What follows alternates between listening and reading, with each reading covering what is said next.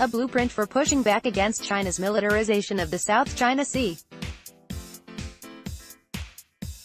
On May 3, the White House issued a stern warning that there will be consequences for China's ongoing militarization of the South China Sea.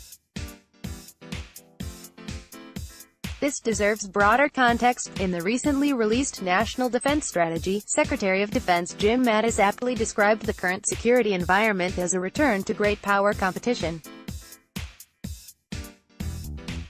More importantly, he chose to list China as the first among two top competitors for the United States, sending a strong message to China that its revisionist behavior will not go unchallenged. The statement from the White House was yet another example that demonstrates this administration's willingness to call China out for such behavior. While these are important steps toward recapturing the strategic narrative, the United States needs to follow through by taking tangible steps to demonstrate its will. With nearly 10% average GDP growth per year since 1979, the fastest sustained expansion by a major economy in history, according to the World Bank, and the rocketing modernization of its military, China has re-emerged. President Xi Jinping rightly proclaimed to the 19th Communist Party Congress that China is moving to center stage. As China's confidence, backed by social and economic prosperity, grows, however, it has begun to show disregard for the rules and norms that have formed the basis of international cooperation since the end of World War II.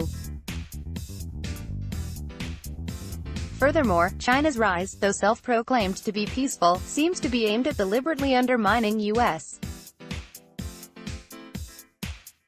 alliances and partnerships in the Indo-Pacific region, most notably with Thailand and the Philippines. China has challenged the existing international order by trying to enforce alternative norms shaped through the lens of an envisioned Chinese hegemony in the region. Although this great power competition expands well beyond the maritime security environment, the tensions created by China's claims to large swaths of the South China Sea have pitted freedom of the seas governed by rule of law against China's sovereignty claims, which the Permanent Court of Arbitration (PCA) ruled against in 2016. However, the PCA ruling has not deterred or even slowed China's effort not only to continue to assert its sovereignty claims but also to militarize the region. Enjoying this article? Click here to subscribe for full access. Just $5 a month. Chinese revisionism in the South China Sea. By creating a competition for control of the South China Sea, China has jeopardized the safety of one of the world's most trafficked waterways. As a signatory to the 2002 Declaration of the Conduct of Parties in the South China Sea, China agreed to exercise self-restraint in the conduct of activities that would complicate or escalate disputes and affect peace and stability, including, among others, refraining from action of inhabiting on the presently uninhabited islands, reefs, shoals, cays, and other features, and to handle their differences in a constructive manner. Its reclamation of more than 3,000 acres in the Spratly Island chain between 2013 and 2016 and the subsequent militarization of those features, in addition to Beijing's assertion that it does not recognize the July 2016 PCA ruling against its sovereignty claims, clearly violates both the language and the spirit of this agreement and sets a dangerous precedent for China's apparent disregard of its security commitments. It also directly contradicts Xi's 2015 declaration in the White House Rose Garden that China has no intention of militarizing these islands. The perceived right of any nation to claim and hold part of the global commons as its territorial sea should put the leaders of all maritime nations on edge. Remaining silent or disengaged as China marches forward with its claim, contradictory to current international law, sets a dangerous precedent. While the South China Sea has received more attention, China has also increased its presence in the East China Sea, further pressurizing its competition with Japan, and has joined the race for influence in the Indian Ocean, courting new partners in South Asia and even Africa to extend its political and military influence. Demonstrating resolve in pushing back, China has made its position very clear, that it views these islands and most of the South China Sea as its sovereign territory, and that it sees the militarization of these outposts as an act of self-defense. While the United States and its Indo-Pacific allies have remained largely silent, with the exception of a few senior military leaders, China executed its multi-pronged strategy to fortify these installations.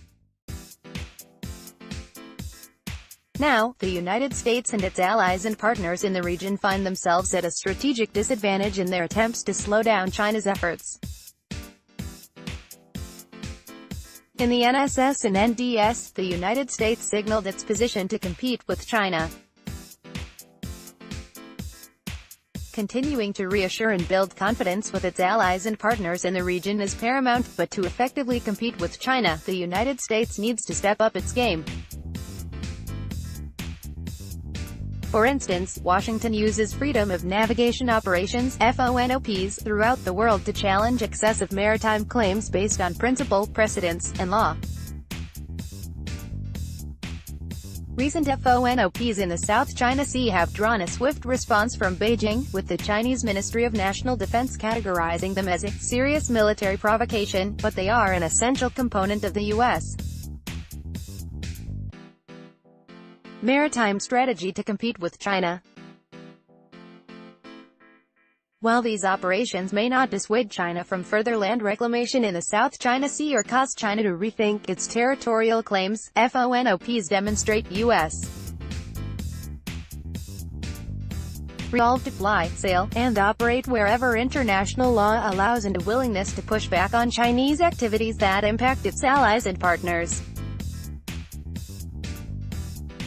Despite China's objections, the United States should continue to conduct FONOPs at irregular intervals and intensify its pace by coordinating with its allies and partners.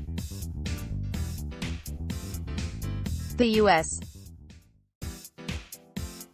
has conducted FONOPs in the South China Sea for the past 3 years in much the same manner, with a single Navy warship sailing near one or more of the disputed features. Conducting these patrols more frequently will push the competition towards more favorable terms for the United States, unbalancing China and forcing it to respond to U.S. activities. Plus, with the UK and France now conducting FONOPs in South China Sea as well, China must push back not only on the United States but also its major security partners, who presents a united front in insisting that freedom of the seas and adherence to international law is paramount.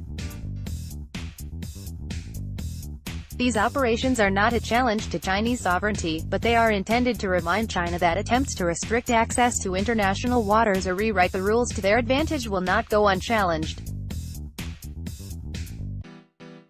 More importantly, the United States and its allies need to take back control of the strategic narrative associated with this great power competition. The new U.S. policy, outlined in the National Security and National Defense Strategies, emboldens Washington to declare red lines to send China a clear message of what constitutes a threat to U.S. national security and that of its allies.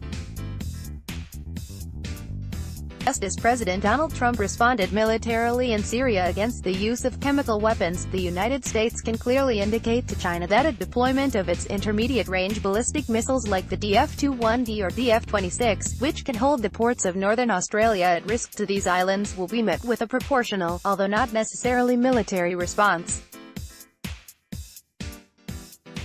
While this reduces U.S. strategic flexibility, it also reduces ambiguity by solidifying the U.S. position and forcing China to respond on unfavorable terms.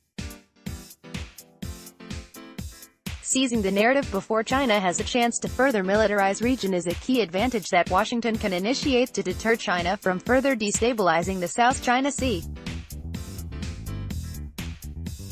As the United States competes with China as it implements policies to actualize its free and open Indo-Pacific strategy, it needs to continue to highlight China's revisionist behavior.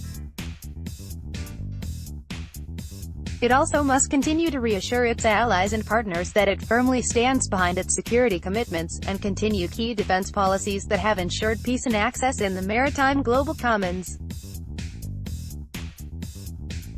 The United States must continue to build on the strategic direction demonstrated in the NSS and NDS by not only intensifying the ongoing efforts such as FONOPS but also explore further opportunities to take additional concrete steps to this end. Commander Ben Sipperly, U.S. Navy, is a federal executive fellow at the Stimson Center. The views expressed here are those of the author and do not reflect the official policy or position of the U.S.